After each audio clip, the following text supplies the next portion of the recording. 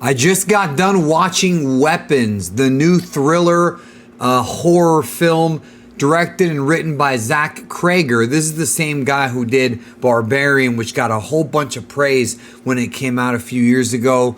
This movie, from the trailers, I was looking at it and I was like, this already, before even seeing the movie, feels like sort of the same vibe of films like Black Phone or Prisoners. And now after seeing the movie, it certainly does feel that way, mixed in with a little bit of a Jordan Peele, as far as like his type of horror. So if you like those movies, if you like Prisoners, and if you liked Black Phone, and if you like horror films overall, this is one of the best ones of the year so far. I mean, we still got October to come, which is when all the other ones come out, but good Lord, this was a very, very good movie. And if you're one of those people that already saw the movie, then I suggest you go out and seek out Prisoners and or Black Phone. Black Phone's getting a sequel coming out very soon too.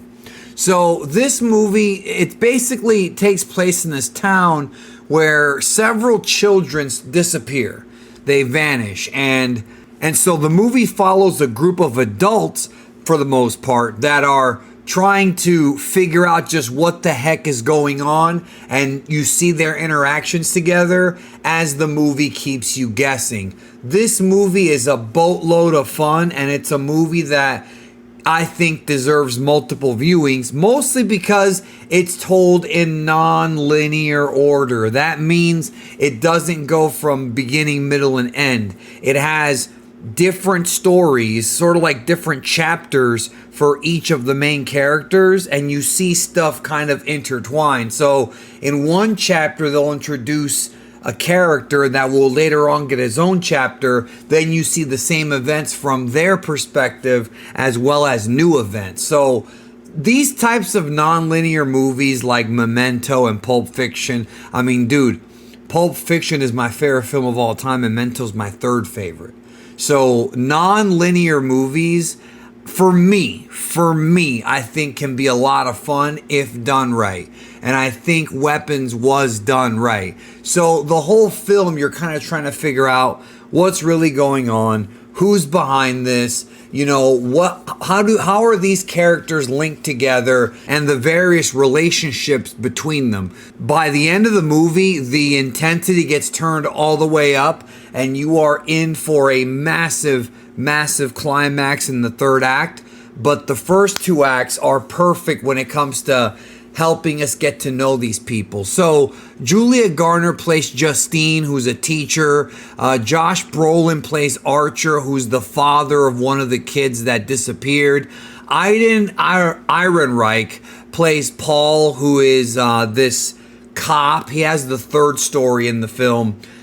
His relationship with Justine is quite interesting. And actually what happens to him in this movie in many ways is like, ouch, like I wouldn't want to be him, you know what I mean?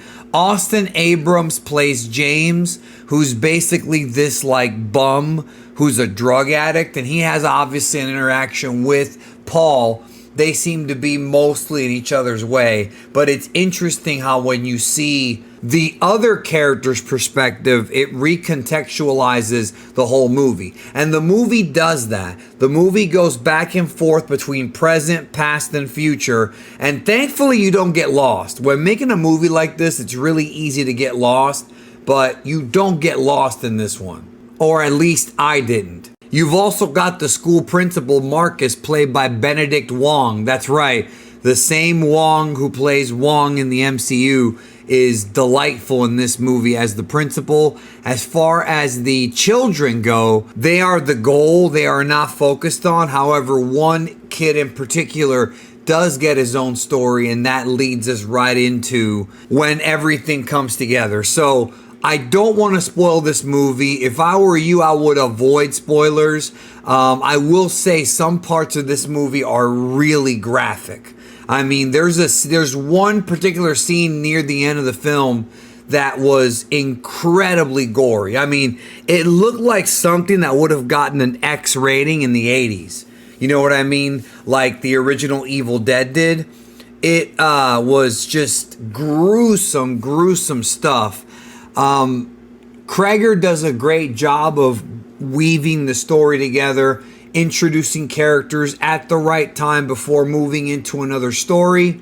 So again, you don't get too lost. However, going back and watching the movie again a second time, that's when you pick up on the clues that you have in the early part of the film that wrap back around it. These are the kinds of movies that I just adore. Movies you can go back and watch again and again and again, and you pick up on new things. You pick up on Easter eggs or clues or foreshadowing. I'm not a huge fan of Rian Johnson and what he did with The Last Jedi.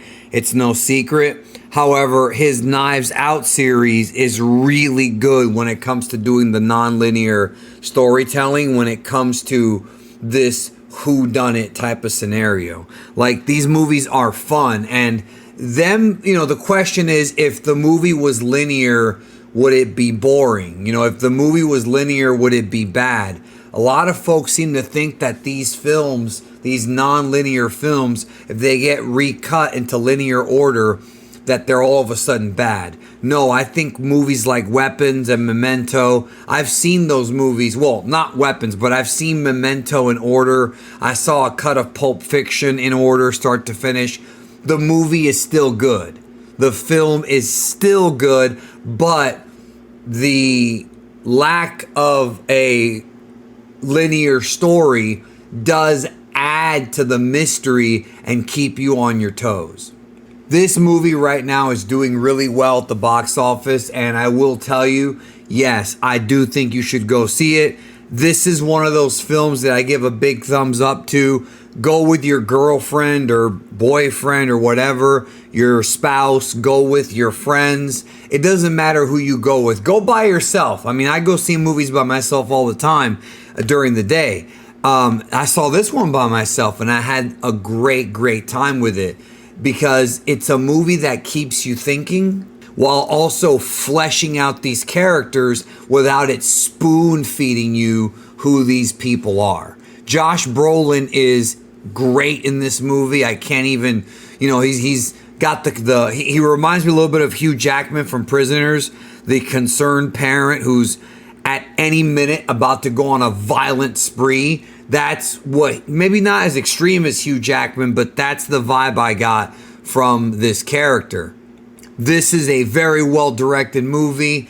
The script is amazing. I mean, Kegler needs to write more scripts like this, because if all his movies, and I'm not saying they all have to be non-linear, although I wouldn't mind, but if all his movies have a flavor like this one, this is a guy to keep your eye on.